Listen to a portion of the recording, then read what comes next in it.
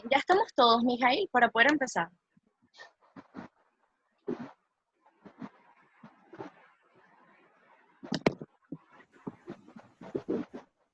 Creo que falta el doctor, no sé. Falta el doctor.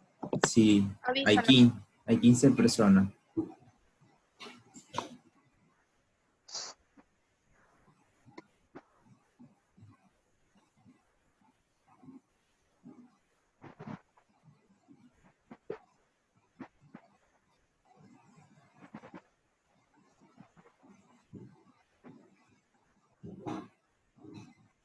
Y le enviaron el link al doctor. Sí, yo se lo envié, ya ahí viene entrando. Bueno, yo hice para llegar.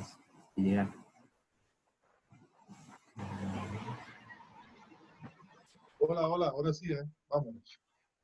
Ok, bueno, buenas tardes, doctor y compañeros. Hoy mi grupo y yo tenemos el placer de presentarles nuestra exposición sobre anafilaxia sistémica aguda.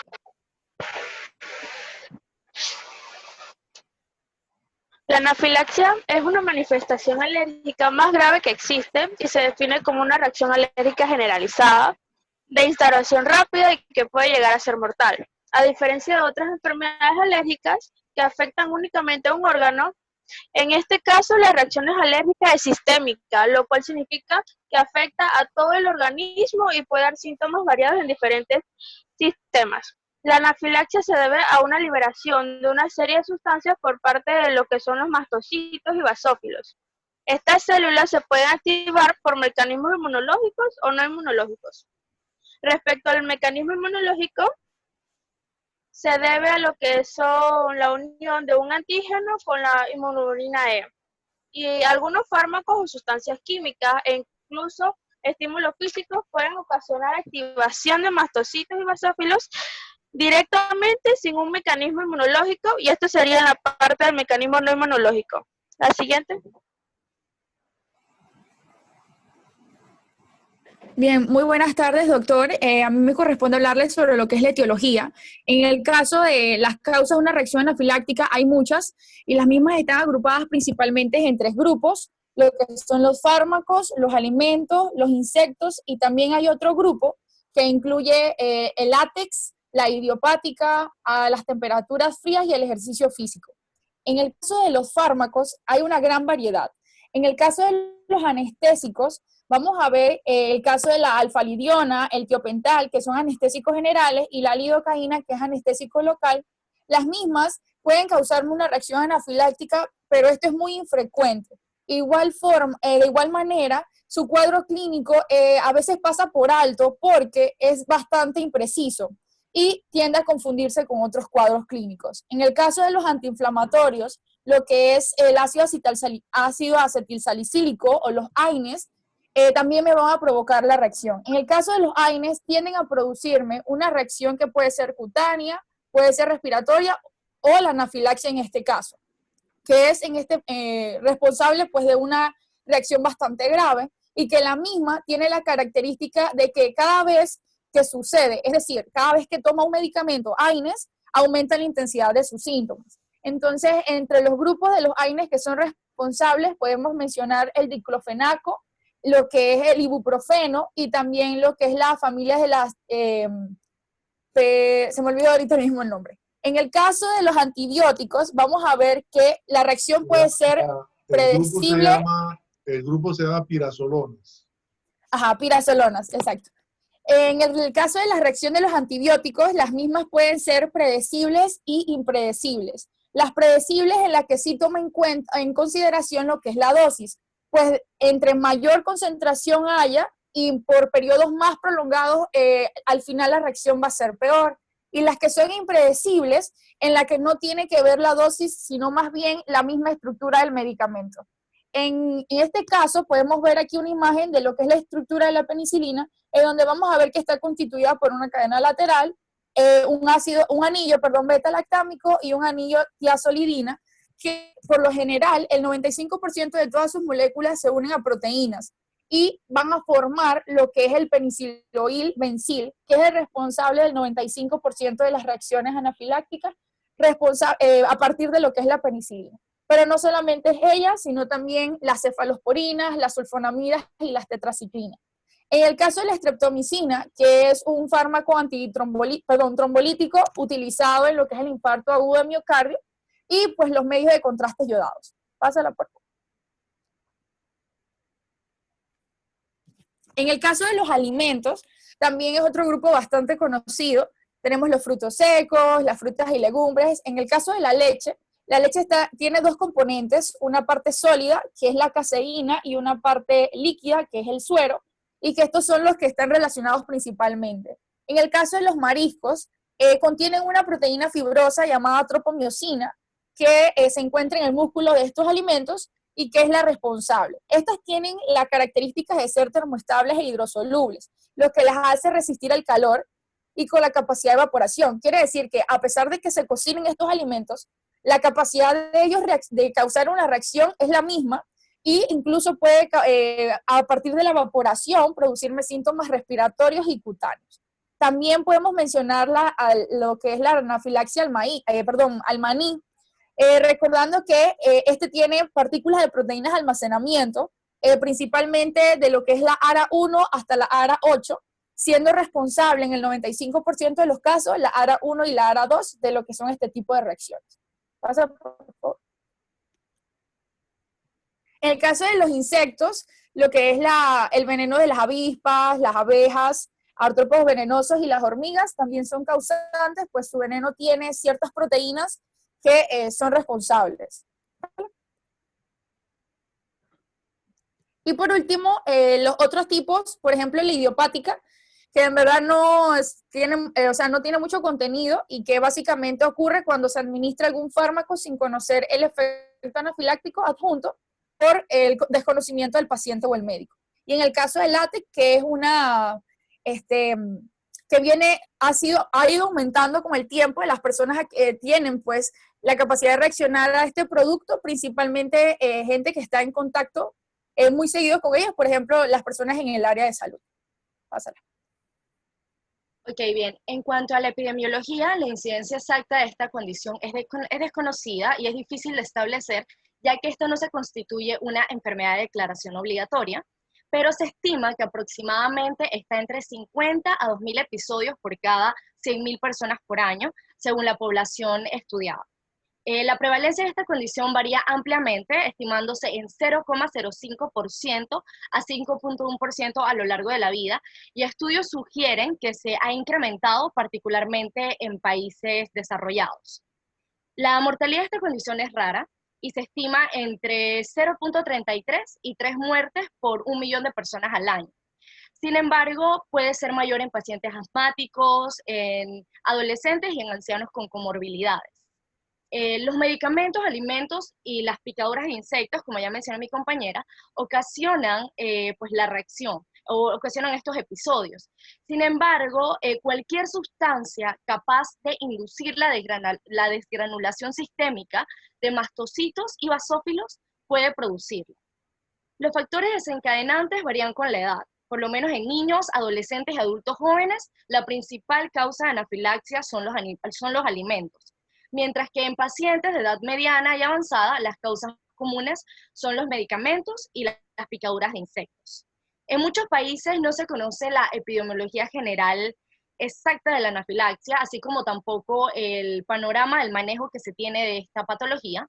Sin embargo, algunos acercamientos han permitido identificar las causas más frecuentes en la región del trópico, entre las cuales se pueden describir reacciones a vegetales, frutas, mariscos, medicamentos, lo que resulta ser muy similar a las descripciones dadas en Latinoamérica, donde las causas más frecuentes de alergia se dividen en alimentos en un 36,1%, siendo esta la mayoritaria, le siguen los medicamentos en un 27,7% y finalmente las picaduras de insectos en un 26,2%.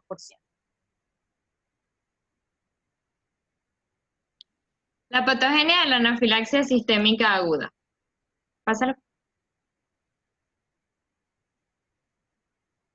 La anafilaxia es producida por varios mecanismos. De las actuales clasificaciones de su patogenia las dividen en 3, lo que son inmunológicas, no inmunológicas y las idiopáticas. Pásalo. Vamos a comenzar con la reacción anafiláctica de tipo inmunológica. Pásalo.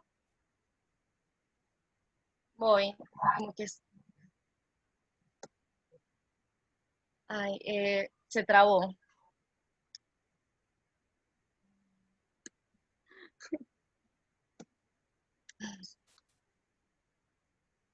Espera, déjame ver si la presento de nuevo. Suriani puede seguir describiendo la diapositiva, no hay ningún problema. Ah, sí, es que esa es la general, pero yo voy a seguir desglosándolo poco a poco. Por eso.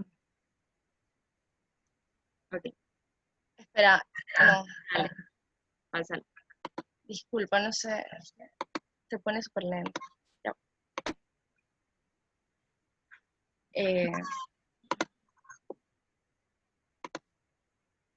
Ok. Ajá. La clasificación de la hipersensibilidad. Según Hell y Combs, hay 4 tipos de hipersensibilidad. La hipersensibilidad tipo 1, la cual está mediada por Ig, la hipersensibilidad tipo 2, que está mediada por IgG y IgM, la hipersensibilidad tipo 3, que es por medio de el complejo antígeno-anticuerpo, y la hipersensibilidad tipo 4, retardada, que es por una alteración en los linfocitos T. Pásalo. Ok, la anafilaxia es una hipersensibilidad tipo 1. K. Ichisaka y T. Ichisaka descubrieron lo que es la inmunoglobulina E, la cual está en muy bajas cantidades, por lo cual sus estudios físico-químicos son difíciles. Además, lo normal es que se produzca debido a parásitos, pero las personas atópicas es por cosas del medio ambiente, por el polen y todo lo que, la etiología que ya vimos anteriormente. Ajá, pásalo. Muchos alérgenos pueden desencadenar una respuesta tipo 1. Muchos alérgenos la desencadenan, por ejemplo, lo que es el ácaro de polvo y la cucaracha, además de los hongos y las bacterias, tienen una actividad proteasa relativamente alta. También hay otros que tienen una actividad proteasa que altera las uniones de las células epiteliales. Hay otros, como los del ácaro de polvo, que es el DERP1, que altera, o sea, como que rompe lo que es el complemento y la activa. También hay otros que rompen los receptores y los activan.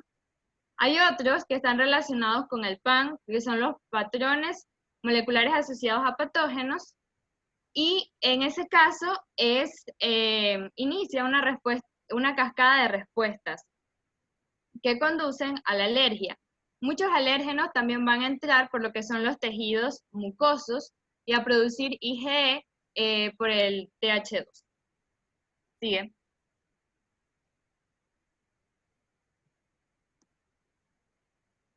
Prosigue. Sí, voy. Se volvió a trabar.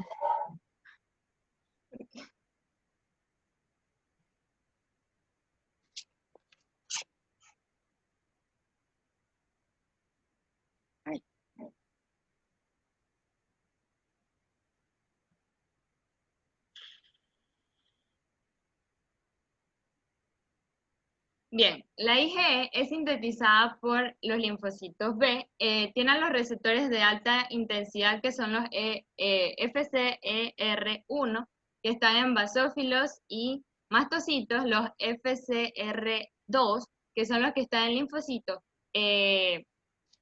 eosinófilos y plaquetas. Bien, cabe destacar que la IgE nada más dura unos segundos, pero al unirse a estos receptores, entonces puede durar semanas. El FcR1 tiene una función en lo que es la...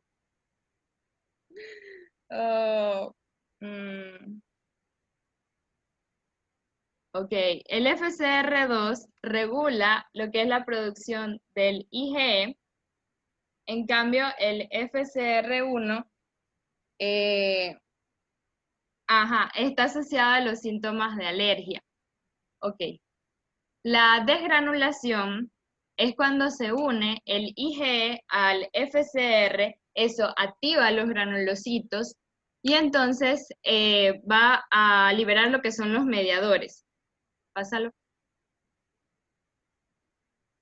Se ha mostrado que una amplia gama de antígenos desencadena esta reacción en personas susceptibles. Ya dije lo que es la etiología, lo que es el polen, el veneno de avispas, abejas, fármacos, penicilina, demás. Pásalo. Los mediadores que pueden ser primarios, como lo es la histamina, la heparina, las proteasas, las cuales vienen de son los gránulos, y los mediadores de tipo secundario, que es después de activar a las células blanco, lo que son los leucotrienos, prostaglandinas, quimiosinas y citocinas. Pasa. El receptor IgE de alta afinidad FcR1, ya dije que está en mastocitos, basófilos, pero también puede estar en las células de Langerhans, en los monocitos y en las plaquetas. El FcR1 tiene dos partes, el alfa y el beta. El alfa interacciona con el anticuerpo, mientras que el beta transduce la señal. Pásalo. Ok, en la señalización es mediada por IgE que se une de manera covalente con los receptores. La señalización implica tres cosas: desgranulación, la producción de citocinas inflamatorias y lo que es la conversión del ácido araquidónico en leucotrieno y prostaglandinas. Ajá, pasa. El receptor de IgE de baja afinidad FcR2. También se le llama el CD23. El CD23 cuando está unido al CD21 va a producir IgE, en cambio cuando está con la IgE lo va a inhibir. Pásalo. Bien, aquí tenemos la imagen, es la presencia de un alérgeno que va a estimular a las células TH2, activar a las células B y a producir entonces células plasmáticas, las cuales producen el IgE. Pero si hay de nuevo, de nuevo viene el alérgeno, entonces se va a unir a lo que son los mastocitos para entonces tener lo que son los mediadores que ya mencioné anteriormente. Pásalo. Ok. Aquí se muestran algunos mediadores de hipersensibilidad tipo 1. Tenemos la histamina, la heparina y la serotonina. Cuentan con la función de aumento de la permeabilidad y contracción del músculo liso pulmonar. El factor quimiotáctico de eosinófilos, como su nombre lo dice, quimiotaxis con los eosinófilos. El factor quimiotáctico de neutrófilos, quimiotaxia con los neutrófilos. Las proteasas secretan moco, degradan la membrana basal de los vasos sanguíneos. Tenemos los secundarios, que está el factor activador de las plaquetas, que causan la agregación y desgranulación de las plaquetas, los leucotrienos, que aumentan la permeabilidad y contracción del músculo liso pulmonar, las prostaglandinas en la agregación plaquetaria y la vasodilatación, la bradicinina, entre otros. Las citocinas, entre otros, y ahorita les desgloso lo que son las citocinas. La histamina tiene receptores tipo 1, H1, los cuales producen moco, aumentan la permeabilidad, y también tienen receptores tipo 2, que aumentan el ácido, la permeabilidad y vasodilatación. A los receptores H1 también es la contracción del músculo liso del intestino y del bronquio, que esto nada más dura unos 60 segundos para darle entonces el papel a lo que es el leucotrieno y prostaglandina. Pásalo. Las citocinas y quimiosinas. La interleucina 4 y la interleucina 13 estimulan al TH2 y así incrementa la producción del IgE. La interleucina 5 para producir eosinófilos, el factor de necrosis tumoral alfa para el shock anafiláctico, el GM-CSF, que es para producir células mieloides, lo que son granulocitos y macrófagos, y la interleucina 8, que es un factor quimiotáctico. Pásalo. La reacción anafiláctica no inmunológica es aquella que es producida por ejercicio, radiación UV, alcohol, y que no va a estar mediada por lo que son inmunoglobulinas E. Pásalo. Sino más bien es por la desgranulación directa de mastocitos y basófilos en ausencia de inmunoglobulina. Pásalo. Y la idiopática, que en sí no se sabe el mecanismo, se hace lo que es el estudio alergológico y hay que descartar lo que es la mastocitosis, en la que se produce bastante lo que y el síndrome carcinoide, en el cual lo que más se produce sería serotonina y calicreína. Gracias.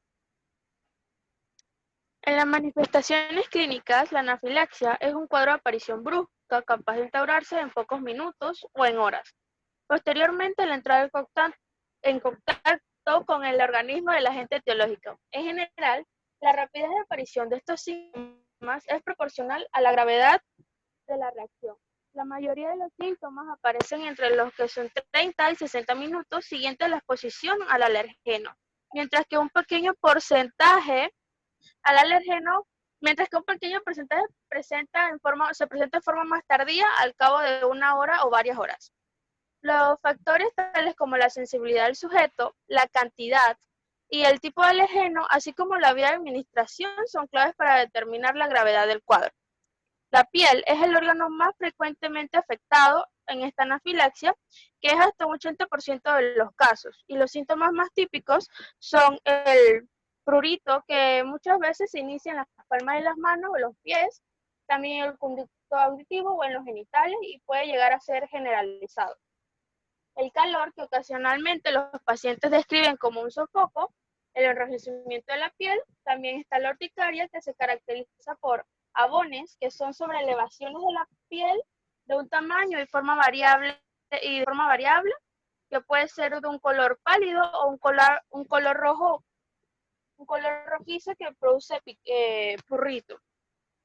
La hinchazón de los párpados, los labios y la cara de los genitales, los genitales y otras partes del cuerpo se afecta cuando este llega a lo que es el tejido subcutáneo. En la siguiente. Entre otras manifestaciones tenemos las que son en el tracto respiratorio, que conllevan una congestión nasal, estornudos, una rinorrea, una afección faríngea, también una sensación de opresión en la garganta, y si afecta el tracto respiratorio inferior puede ocasionar tos, dificultad para respirar y sibilancia. También puede causar lo que es una hipoxia. En el sistema digestivo causa náuseas, vómitos y diarrea y dolor abdominal. También se puede ver lo que es un choque anafiláctico cuando hay afección del sistema cardiovascular con hipotensión, taquicardia y síntomas neurológicos como mareo o pérdida de conciencia por disminución del riego sanguíneo. En casos de mala evolución natural o de no administrarse un tratamiento adecuado, de forma inmediata puede producirse un desenlace fatal, como consecuencia de la obstrucción de las vías respiratorias secundarias, a un edema de lo que es la laringe o un broncoespasmo severo, o también a lo que es un colapso circulatorio. Siguiente.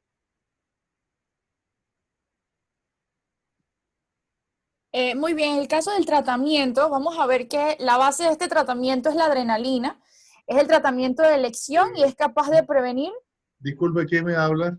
Bailicin Centeno, doctor. Gracias. Bueno, es capaz de prevenir o revertir el broncoespasmo y el colapso cardiovascular. La vía de administración recomendada es la vía intramuscular. Esto se debe porque en esta área hay mayor perfusión y se alcanza un pico de concentración plasmática más alto y con mayor rapidez que en la vía subcutánea. La dosis para una persona adulta son entre 0.3 y 0.5 cc y para un niño es de 0.01 cc por kilogramos y que la misma es repetida entre 5 a 15 minutos. El siguiente fármaco son los bloqueantes de H1, que los mismos no pueden sustituir lo que es el tratamiento de la anafilaxia. Mejora los síntomas como el prurito, el rash, la urticaria y el angioedema. Cabe resaltar que el mismo debe aplicarse de una manera despacio, puesto que el bolo puede causar hipotensión y compromiso del flujo coronario. En el caso de los bloqueantes H2, también puede prevenir lo que es el sangrado gastrointestinal. Se recomienda aplicar los bloqueantes H2 conjuntamente con los bloqueantes H1 porque lo que proporciona son los bloqueantes H1. Bien, continuando con el tratamiento, otro grupo de medicamentos que se pueden aplicar en caso de una reacción anafiláctica son los corticoides. Como sabemos, estos son potentes antiinflamatorios e inmunosupresores. Su capacidad antiinflamatoria... ¿Quién habla, por favor? Natalie Gómez. Ok. Bien, su capacidad antiinflamatoria radica en la capacidad que tienen estos medicamentos para estabilizar las membranas lisosómicas de las células dañadas, lo que previene la liberación de enzimas proteolíticas que inducen a una inflamación. Los corticoides también pues, disminuyen la permeabilidad capilar. Esto es secundario a la disminución de la liberación de las enzimas proteolíticas, y también ellos reducen la migración de leucocitos hacia la zona inflamada y también disminuyen la fagocitosis de la célula dañada. Y todo esto también radica en la capacidad que tienen los corticoides para evitar la liberación de productos como leucotrienos y prostaglandinas. Es por eso que estos medicamentos son importantes en las reacciones alérgicas. Estos comienzan a actuar a partir de 6 horas tras su administración y son útiles para prevenir la anafilaxia bifásica, la cual consiste en la probabilidad de una reaparición de los síntomas al cabo de unas horas, y también la prolongada, que es pues la aparición de síntomas ininterrumpidamente por muchos días. El uso de glucocorticoides es poco útil para tratar la fase aguda de la anafilaxia, pero puede prevenir la fase tardía de esta. No se debe utilizar glucocorticoide en lugar de la adrenalina como fármaco de primera línea. Se debe utilizar junto con esta y también junto con antihistamínicos. No tienen ninguna función preventiva y, como ya mencioné anteriormente, pueden ayudar a evitar una reacción tardía. Y al principio se recomienda administrar 125 miligramos intravenosa de metilprednisolona, aunque también se pueden utilizar otros corticoides como la hidrocortisona. Este tiene un inicio de acción prolongado de varias horas, pero ayuda a prevenir el deterioro posterior. Estos pueden ser administrados ya sea por vía intravenosa o por vía oral también. En cuanto a otro abordaje terapéutico que se le pues, da a una persona con una reacción anafiláctica sería la reposición del volumen intravascular. Esto es debido a que en la anafilaxia hasta un 40% del volumen intravascular se desplaza al intersticio, provocando edema y causando hipovolemia y hemoconcentración. Esto se debe a la liberación de la histamina por los basófilos sanguíneos y los mastocitos. La histamina también produce un aumento de la capacidad vascular debido a la dilatación venosa, lo que disminuye el retorno venoso y también produce una dilatación arterial y un aumento en la permeabilidad capilar. Todo esto lo hace la histamina, por lo que ocurre una rápida pérdida de líquido y resulta necesaria una expansión de volumen.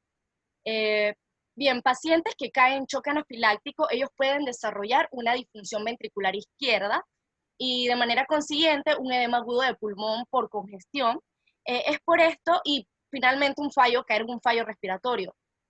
Es por esto que es necesario en este tipo de pacientes una monitorización hemodinámica y una evaluación de la función del ventrículo izquierdo con una ecocardiografía. Bien, y finalmente, siguiendo con el tratamiento, pues también se pueden administrar estabilizadores de mastocitos como el nedopromilo, el cromoglicato sódico y el ketotifen. Bien, conociendo ya un poco sobre el mecanismo fisiológico de cómo se da una reacción anafiláctica, que básicamente es por la activación, o más bien la desgranulación de mastocitos y basófilos, que esto pues es el mecanismo principal de esta reacción. Como bien su nombre lo dice, estos medicamentos van a bloquear la desgranulación de los mastocitos porque promueven la estabilización de la célula, evitando la liberación de histamina y mediadores relacionados. Y así pueden aliviar entonces las reacciones alérgicas y disminuir también los fenómenos trombolíticos que produce pues, esta reacción. Se sospecha que el mecanismo farmacodinámico es el bloqueo de los canales de calcio regulados por inmunoglobulina E, ya que sin calcio intracelular, las vesículas de histaminas no pueden fusionarse a la membrana celular y por lo tanto no pueden desgranularse, y de esta manera entonces no liberan histamina o los productos que pues inducen a la reacción anafiláctica como tal. Gracias.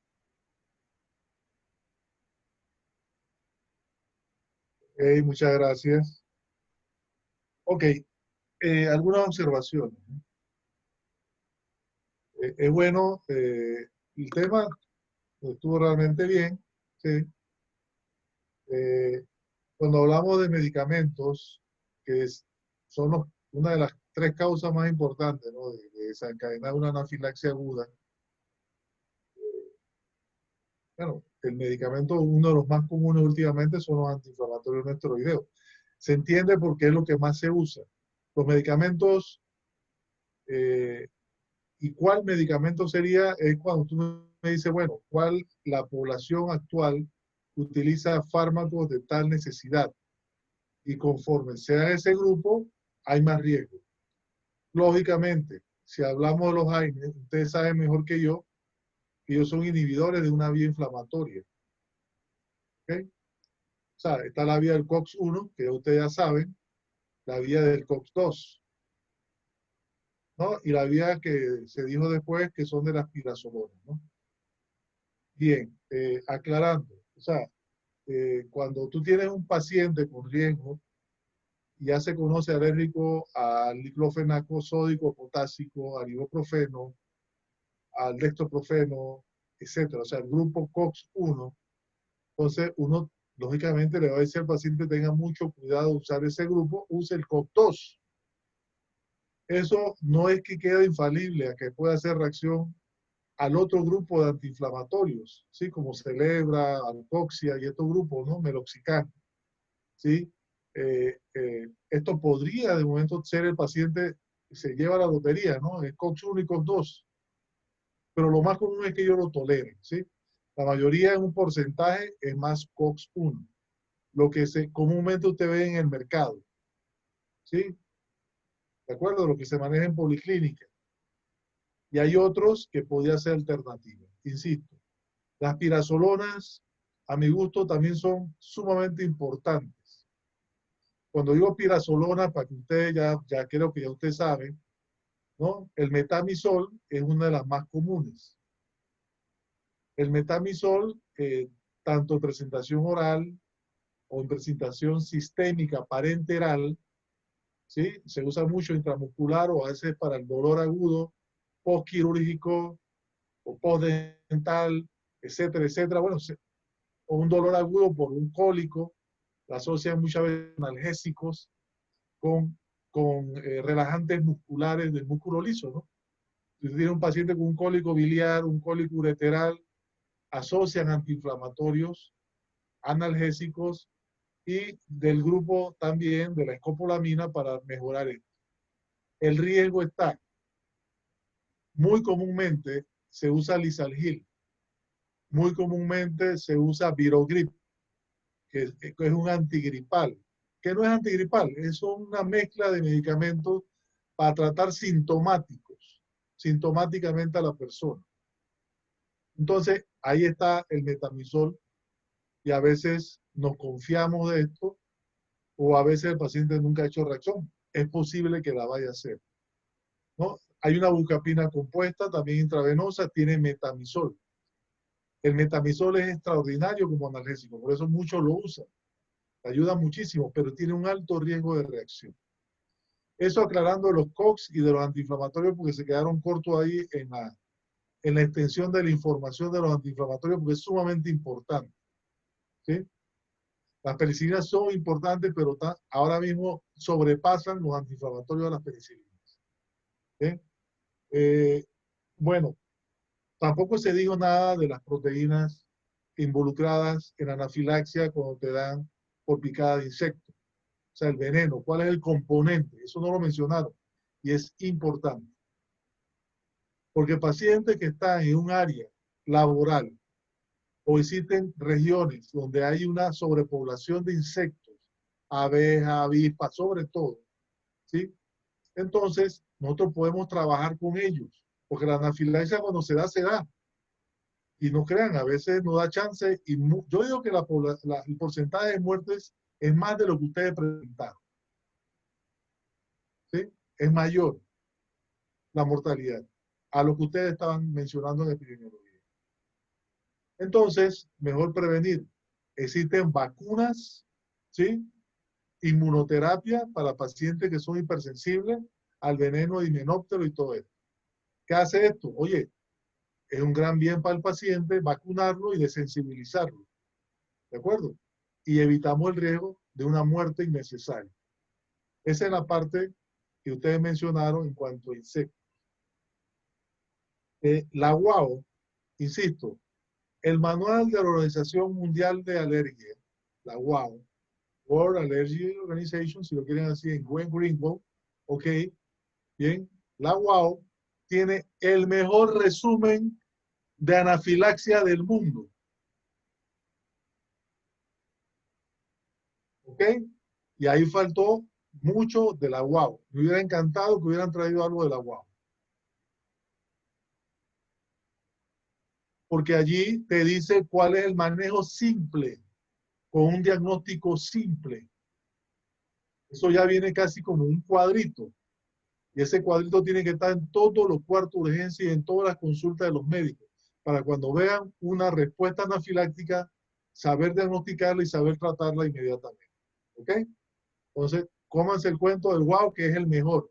Para lo que estamos viendo nosotros ahora mismo, que es inmunología, oye, vámonos a la fuente donde nacen todos los artículos y todos los grupos de expertos. Son expertos. Y no están inventando nada ni se cree que saben gran cosa. No, son los mejores. ¿Ok? Entonces, vayan al lugar donde tienen que ir. Sobre la adrenalina.